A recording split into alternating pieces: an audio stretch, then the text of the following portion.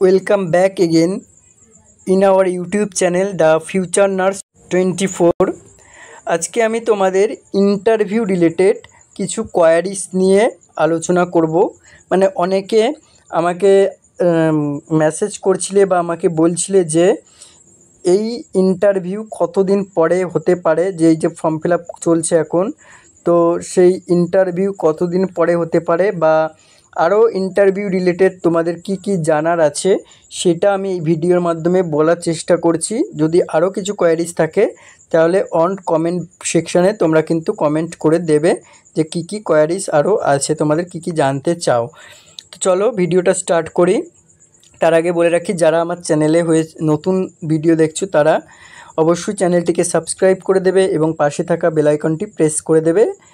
দেখো, প্রথম তোমরা যেটা জিজ্ঞেস করছো সেটা হচ্ছে নাম্বার 1, গ্রেড 2 ফর্ম ফিল আপের কতদিন পরে ইন্টারভিউ হবে। এটা সবার মনে এখন কোয়ারিজ।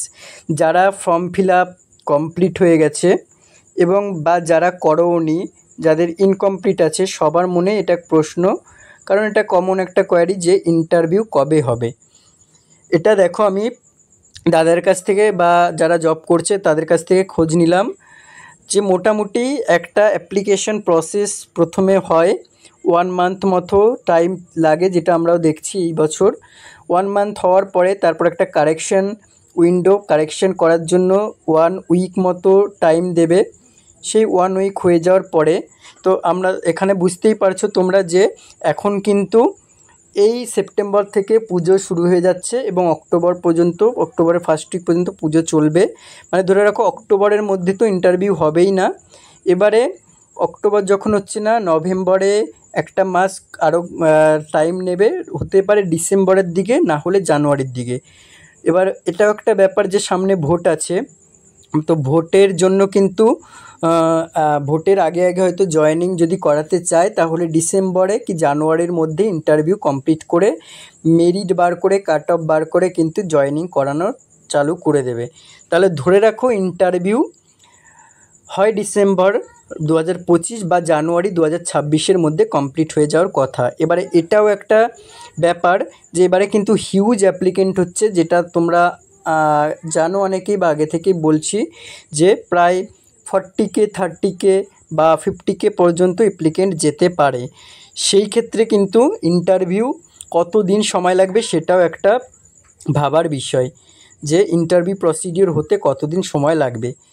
এবার দেখো ইন্টারভিউতে কিভাবে প্রস্তুতি নেবে।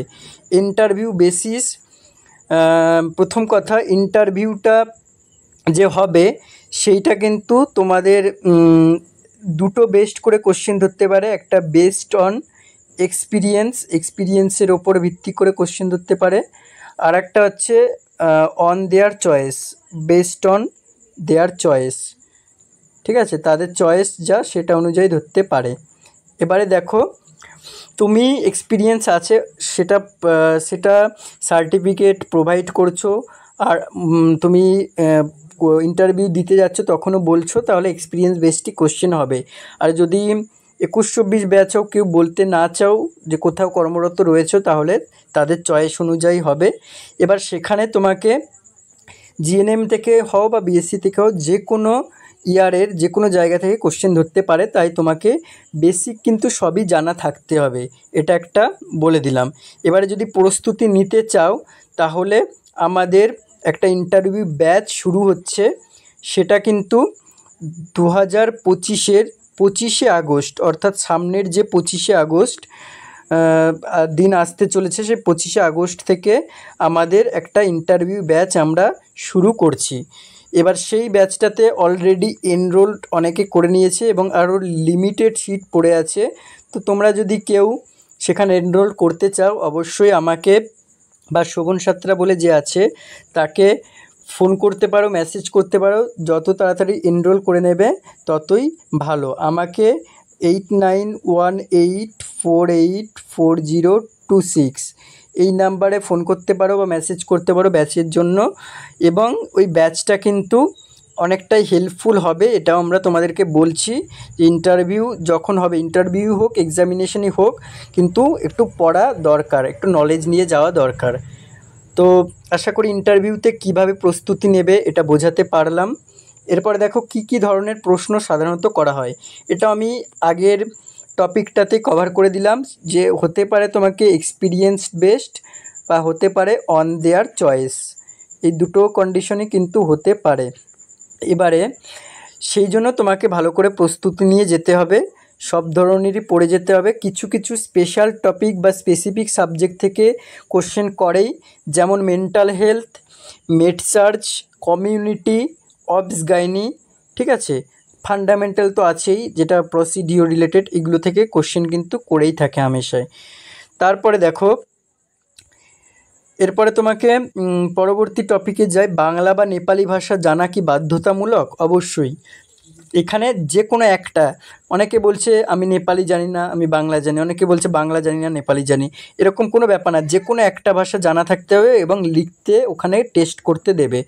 তোমার ইন্টারভিউ প্রসেস হওয়ার আগে ডকুমেন্ট ভেরিফিকেশন হবে, তারপরে তোমাকে বাংলা বা নেপালি যে যা জানো সেটা একটা গ্রুপ করবে, গ্রুপ করে 1 মিনিট, আমি শুনেছি 1 মিনিটের মধ্যে কিছু একটা বলে যাবে বা কয়েকটা ওয়ার্ড বলবে, সেগুলোকে লিখতে হবে, তারপরে তোমার ইন্টারভিউ হবে।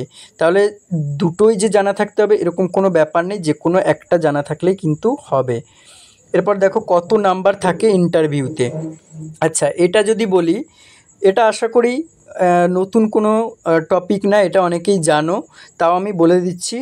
ইন্টারভিউ তোমার যে টোটাল নাম্বার ডিভিশন ছিল সেখানে তোমার অ্যাকাডেমিকে ছিল 75, তাই তো, ইন্টারভিউতে ছিল 15, তাহলে 75 আর 15 90, এবং এক্সপিরিয়েন্সে ছিল 10।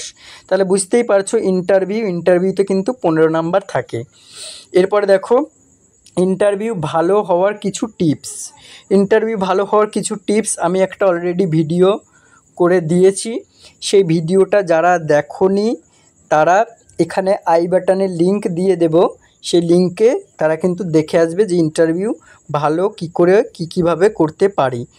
তারপরে দেখে নাও ড্রেস কী ধরনের পরা উচিত, ড্রেসটা নিয়েও আমি ওই টিপসের ওখানেই বলে দিয়েছি যে ড্রেস কিন্তু অবশ্যই লাইট একটা, প্রথম কথা ফর্মাল ড্রেস পরে যাবে, ফর্মাল ড্রেস। দ্বিতীয় কথা হচ্ছে লাইট কালার হয় যেন, মানে একদম ঝাঁ চকচকে কোনো পার্টিতে পরে গেলে এরকম কোনো কিছু যেন না হয়। আর তৃতীয় কথা হচ্ছে একটা ওয়ান কালার একটা ড্রেস পরবে। তারপরে দেখো ডকুমেন্টস ভেরিফিকেশান কখন হয়, ডকুমেন্ট ভেরিফিকেশান একটা, এই যে অনলাইনে তোমরা প্রোভাইড করছো বিভিন্ন ডকুমেন্টস অ্যাপ্লাই করার সময় এখানে হয়ে যাবে। আর দ্বিতীয় কথা, স্বাস্থ্য ভবনে যেদিন ইন্টারভিউ দিতে যাবে সেদিন কিছু স্পেসিফিক ডকুমেন্টস তোমাকে আগে থেকে বলে দেবে, সেগুলো নিয়ে যেতে হবে, সেখানে কিন্তু ভেরিফিকেশান হবে, তারপরে ইন্টারভিউ হবে। তো আশা করি কিছু কোয়ারিজ হচ্ছিলো, আরও যদি কিছু কোয়ারিজ থাকে বলবে, সেগুলো নিয়ে ভিডিও করে দেব।